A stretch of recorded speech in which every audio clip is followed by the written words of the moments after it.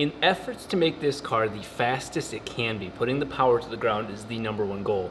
There's some generic-ass car quote that says, all that power means nothing unless you have traction, and that's exactly the case here. So let's talk about the most traction artificially that we can have. You can't focus on your rubbers if you don't have the wheel to support the correct size, or the offsets and all that sort of crap. So gone through and been given some great advice from my New York friends, the guys that keep me honest on this channel, and they helped me, which oddly enough, I actually had these wheels in the shop and didn't realize how valuable they were to me. These are meant to party. You know, I have forged stars on the 4-rotor, I have welds on the 3-rotor. This is my first time having a 15-inch wheel. Take a look at this. This is a thing of beauty to me. If you're an FD owner, you have to shave your brake calipers to make this work. We're gonna take this brand new wheel and actually mess it up. That's the saddest part about all this. We're still gonna run a 26-inch wide tire. That means way more meat, which means way more oomph, way more traction. Beautiful. Now, why would I get this if I didn't get the rest of the package? This is Mickey Thompson's ET drag radial. None of this is sponsored. This is all out of my hard-earned money for this. So it kind of sucks that we're buying so many combinations trying to get this right, but I want to give you answers. I'm obsessed with this, and this is going to give you the best drag racing experience possible on the FD chassis. Not the 4-rotor chassis, the FD chassis. This is what's called a bias ply, which means that there are no bands, there are no steel radials inside of here. But where there are steel radials, or at least some sort of construction that is very rigid, is this bead right here. Look at it, you can even see the sidewall, it's just not even there. So this chunk of meat right there is something that a lot of people will lock into the edge of the wheel. You'll hear it called bead lock. It's like the rim that's got all the bolts on the edge of it. That clamps onto this, so when you have no tire pressure, those spin. Well, we don't have bead locks. But what we do have is a CNC machine, and we've got a lip right here that can be drilled to mount screws into it. So yes, we're going to take brand new wheels and put about 16 screws on each side and make our own bead locks. If anybody's wondering what specific sizes and whatnot I'm using, a 26-inch tall tire, which means 26 inches wide from side to side, and it is a 10-inch wide tire. So if you've ever been to RX7club.com and a relic of the past, you know that one of the largest threads on the entire forum is wheel and fitment. And so anybody watching this video, this is facts. This is a 15 by 10 inch rim. It requires a little bit of shaving, I don't think much, if at all, on the brake caliper, but more so, let me show you why you can't go to a 10.5. Well, the process for making daily videos has been absolute chaos. You know what isn't? Using Keeps to manage hair loss. Keeps has been a wonderful partner of the channel, and long before that, I was a customer. And why was that? Because I found that Keeps was one of the best things that I could do for managing male pattern baldness related hair loss. My goal was to prevent anything more from happening, and by the age of 35, 2 out of every 3 men do experience some sort of male pattern baldness related hair loss. I did not want to have that happen to me. I'm rather fond of my hair, and I want to kind of keep as much of it as possible, and there's Keeps comes from. Keeps offers a variety of FDA-approved treatments for managing hair loss. Not only that, any questions you have about those, the process, the whole thing is explained very easily on their website. No confusion, no fear, no uncertainty. That, of course, would be related with something that's very important to you. If you're interested in learning more about what Keeps can do to help you prevent hair loss, go to keeps.com/RobDahm to learn more. That's KEEPS.com/RobDahm. The rear lip is going to hit this control arm right here. If you were to go any wider with a 15, it is now going to hit here. And earlier in the shot, we don't have the shocks on here, so it droops so much that this came in the way. So watch, keep the camera right there, and we'll take this, and you'll just see how close they get. And if I take it and just do that, just a little bit, you can see why that it hits that arm. That's issue number 1. Now this has 4.5 inches of back space. The other thing is a 28-inch tire, it would be too big without starting to tub this sort of stuff here. You're gonna start rubbing the tire. And in fact, actually, I can see that I've rubbed the inside of this in the past. I love sharing what works. That is the smallest wheel that you can get onto an FD. This is the type of screw you want to use for this operation. You want it to be placed so that way the head is far enough from this lip, so you're not doing it where it hits the lip as you're going down and then angles off. So you need the hole somewhere in the middle, as far out to the edge as possible, but not to the point where it hits that edge. Then that ends up going through that and then burying its bone into this section of the wheel right here. And this section, as you can see from right here, is very thick and it almost could take the whole thing. But you don't want to go all the way through because then you could induce a leak. You want it to basically be short enough to go through both the metal rim and then this rubber right here. So these are pretty much the standard ones you see online. You can get them at most hardware stores. So we're gonna drill the holes on this outer lip as accurately as possible. Again, out to the outer edge as much as possible. And then in as sexy of a pattern as possible, because you're gonna see all these heads, I wanted to make it look properly done. We're gonna cut through a lot of the steps, but I wanna show you this. This is my Haas VF1, as you've seen multiple times in the past. But this is the first time I have something that exists in the world that I'm machining to it. We have a wheel that is 15 inches wide, but the actual inner lip is closer to 16. Actually, this very outer edge is 16. I have my little probe right there, and we have it in a way that, let's bring that down. Mind you, we're drilling inside of here, so we have just enough room to get right onto that lip. Watch this. We are going to go all the way over to the other side. It has just enough room to get to both sides of the wheel without a problem. So we can drill, pre-drill and then drill every single hole on this rim. 16, 17, 18, this would not be possible. We skipped through all the other stuff, but we're making a ring of 16 circles all the way around this rim. This is a rather intense process we're about to learn.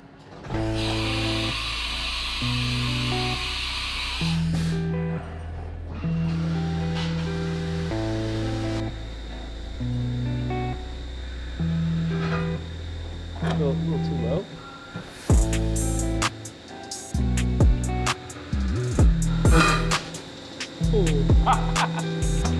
Shit. It didn't follow a path. Damn it. It was starting to work too. My code was where it was going to go in a circle, but the machine decided to go left, right. I didn't think it was necessary to do that. Yeah, it scuffed that pretty fucking hard. Made that mistake. Yeah, so it's choosing just to go up left like a Etch-a-Sketch. The center drilling is working really well. Okay, I gotta remember that. The machine's gonna just do whatever it wants.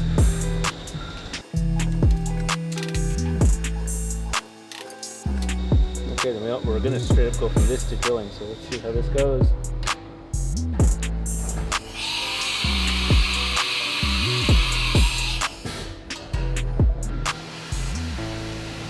Thank God I set that height.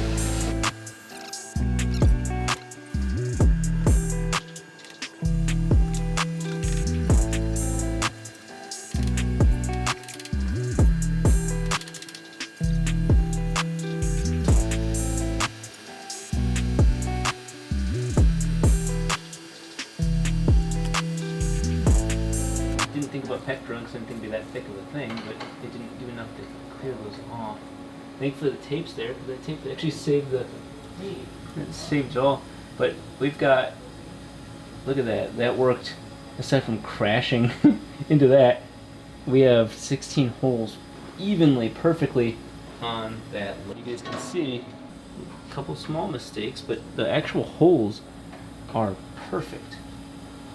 You can see what happens when that tool crashed in there. It's amazing, because if you look at my computer, it shows it going in a curve. So I learned something very quickly, is never trust that curve. But these are all 16 apart. They better be. Thank you, thank you, thank you. Yep, Andrew designed that. And look, I did 1, 18 2, and a half. 3, 4, 5, 6, 7, 8, 9, 10, 11, 12, 13, 14, 15, 18 and a half. You're right. Good. That's what we want. We got the backside done as well. I took a real quick cell phone video and forgot to film the rest of it, but it turned out pretty smooth. They are slightly different on the front to back side. So on the other wheel, I'm going to just bring them in just the slightest bit more, just so the bigger head of those bolts or the screws can fit there without worrying. Certainly a learning experience. I'm almost constantly right on how everything I have to buy for these cars is so expensive. The tire insight was way less, but I just dropped off my tires at Calm Tire. Oh hell yeah, they look awesome. I just got back from Com Tire. We have the tires mounted as you see here. So it is time to do all of the rest of our poor man's bead lock. But you know why? In the next couple hours, we're heading to Irwindale, famous Irwindale racetrack, to go make our first pass on the drag strip with all of this setup. Now, it is 8th mile. For all of you back in Michigan and other places that are privileged to have quarter miles and we're gonna get wild and really fast, that's not the case here. But what we're focused on is the launch. I want to pull a wheelie, and you'll see whether or not we make it. You know, because you'll see probably the title. I don't even know what the title's gonna be yet. Hopefully it is, we pull a wheelie. But we're gonna try to do that, and we're gonna try to make a nice 60 foot. Those of you not familiar with drag racing, first 60 feet of a drag race are almost what dictates most of it until the very end, where you, of course you have tons of power. We know we have power. I don't need to worry about the very end of the race. What I wanna see is how well can we launch, how well can we put power down. So we have these 10-inch wide tires, as you saw earlier. We have all of this ready to go. We are gonna lower the pressure to almost nothing, and we're gonna let the tire hold onto the rim using those screws. First step is going to be installing what is not meant to be in this wheel into it. So if you look inside there, sure enough, as planned, the bead of the wheel is right there. So we're going to simply send these home straight down into it. We're gonna gently, or not so gently, send this home. Okay, I don't want to hit that edge, but I didn't think about the socket. But that's, once we get them all the way in, that tire is definitely not going to, as I like to say, go anywhere. Feels so wrong to do this to brand new wheels.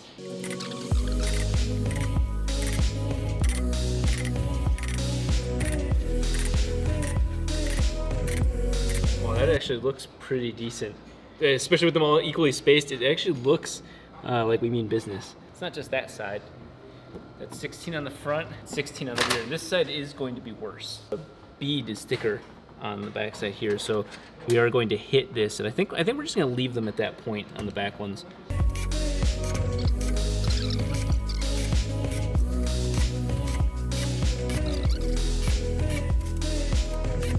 There you go. There's all 16 on the front, all 16 on the rear. Isaiah did his magical tape over the weights so they don't mess us up. This tire's right now at about 14 PSI, so we'll lower it as we go. But I'm ready to see this for the first time. It's a very tight fit. So before we tighten that on, we'll do one last check. Yep. Fucking knew it. Those are the weights. Basically, like, I was half asleep when I brought these to Com Tire, and it's my fault because I didn't tell them about this. We're gonna move these inward the slightest bit. If anybody gets hurt at Irwindale, we're not to blame for any of this. You guys signed the waiver. It's a waiver they signed, right? Yeah, yeah. That way we don't lose track. They easily come off on their own. It was a very dangerously fun version of Legos. Let's put them in the same rough spot.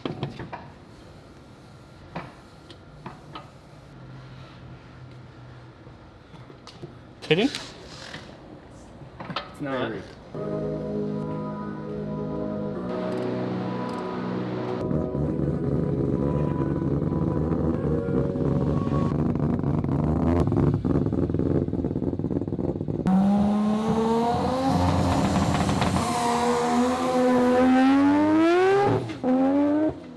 Having that flow control valve on that clutch made that launch so much easier. That was pretty sick.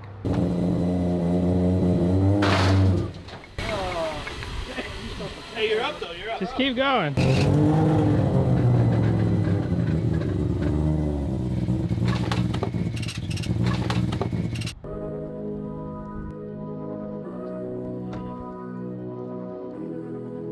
We just made it to Irwindale. I don't know if we have enough cash to get in, but I've never done the 8th mile before, so I'm not gonna knock it until I do it. I never realized that the drag strip was right there. So we're out here, I gotta fill this form out. I don't know, each track is totally different, but we're gonna go take a look at what is involved to get onto the track here. You guys are getting the car unloaded, but it's always exciting because you have no idea who you're gonna piss off. As soon as you see the drag strip, you're instantly like, I've seen this in like tons of really old YouTube videos.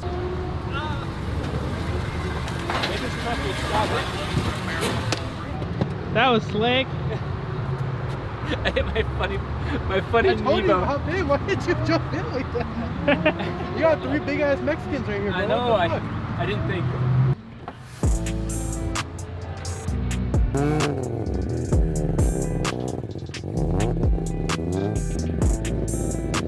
Here's the moment of truth. All right, where's all your racing gear?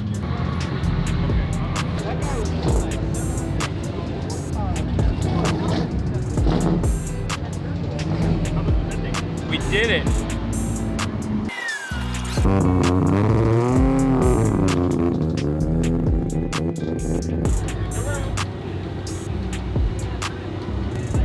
So we passed tech. The guy was pretty awesome and very educational. I got my wristband and we're gonna go ahead and stage. I got some tuning things I wanna just do, turn up the boost for the anti-lag launch, and let's see what happens. Huge shout out to the guys from RaceQuip. The guy looked right at the stuff and was like, okay, good, we're good. That's exactly what I want to see somebody do when they're looking at tech. Awesome stuff, obviously perfect for lightweight, for drag racing.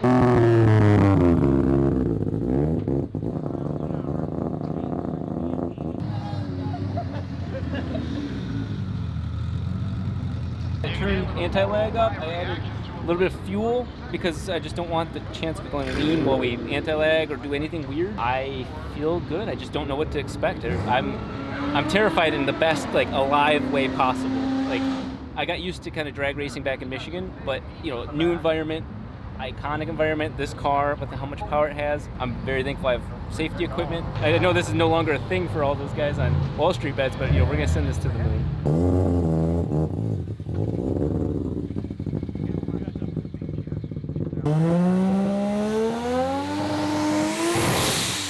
I turned it up to 7,000 RPM for my anti-lag, so it's gonna hold up at 7,000 and 10 pounds of boost, and then I'm just gonna let the clutch go and let the slipper do its job. Keep my foot away from the clutch, and then just try and stay in as long as it has traction, and then just row through gears and see what happens. I'm excited. It's a lot of testing all at once.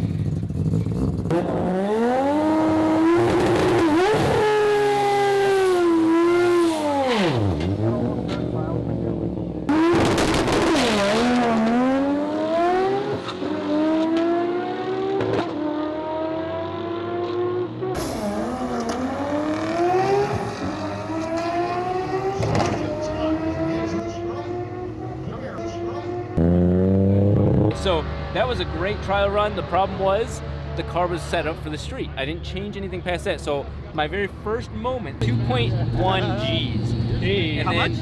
2.1 Gs. Nice.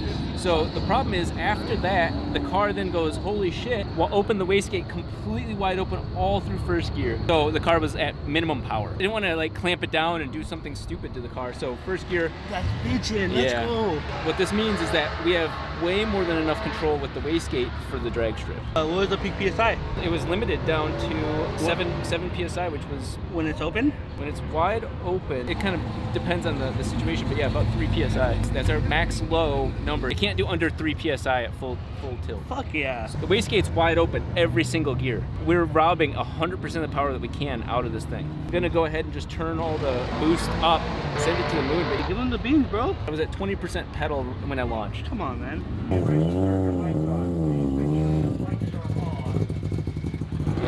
At least have a tail light. Yeah, I have taillights.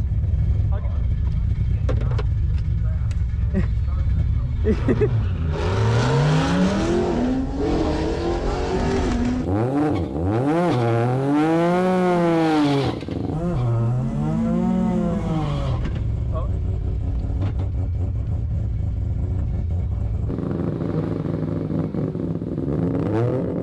have lights. Turn your lights on in the car. Okay. I have taillights. I'll get the headlights up. Any lights? Yeah, those are lights.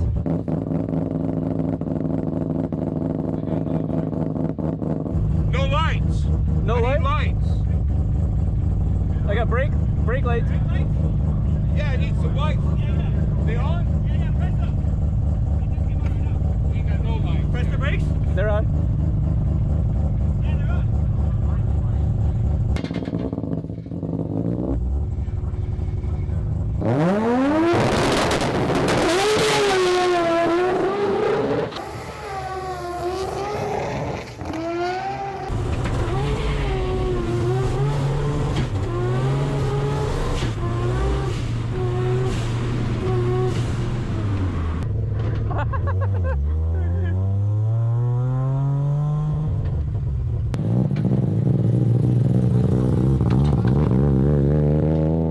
harassing me about the headlights.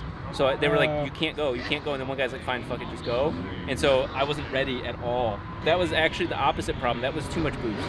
That was actually way too much boost, and we lost a lot of traction. Fun as hell skating around, but that doesn't mean a fast time. I went even slower because of having too much power. But the good news is that we have control over it. The wastegate was still open halfway, but it was by choice. A lot to dial in. It's weird to have this much power even here and try and dial it in. Before it's like just send it every time and just try and get more. This is, okay, too much, too little, too much, too little, too much. And then not only that, but like different RPMs and different gears, you have to try and find the right amount of power. That's a lot of work. This is just like Goldilocks. The first run was too cold. The second run was too hot. And before I got to eat the bowl porridge that was perfect temperature, I got kicked out for having no taillights. Not brakes. I don't have the running lights because I accidentally gutted that harness to make a good clean harness. I forgot to add some wires back. I only have headlights, not running lights. And they actually want running lights. So good to know for next time. So we're done, but on the very first run, with having not enough power, we still almost pulled away. I mean, look at that suspension squat. I want to thank everybody who's been a part of helping teach me suspension and the parts involved and everything, because you see that's a huge difference. Now, those sharp eye guys know that this is not this versus that. This is this versus prep surface. So I understand that, but at the same time, she squatted. And so I wish, on that first run, I was still set up for the street, and so as soon as it squatted, the wastegate to the Turbo Smart E-gate opened wide up, and it brought the car back down. So that was tuning. Second run, I'm like, let me just go all out. Let's see how high it could go. And only 2 PSI difference. I went from 10 launch to 12. She decided to roast the tires. So I got to fine tune that, and I have to go RPM by gear.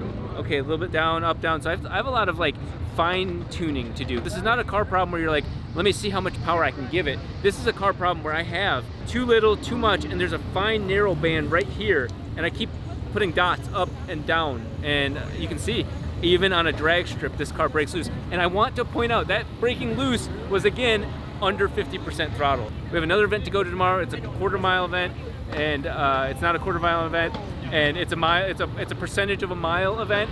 It could be anywhere from 0 to 1 full mile. We don't know. So we're gonna go ahead and work on the headlights and taillights and running lights tonight, just in case, and then spend the rest of the night massaging some graphs.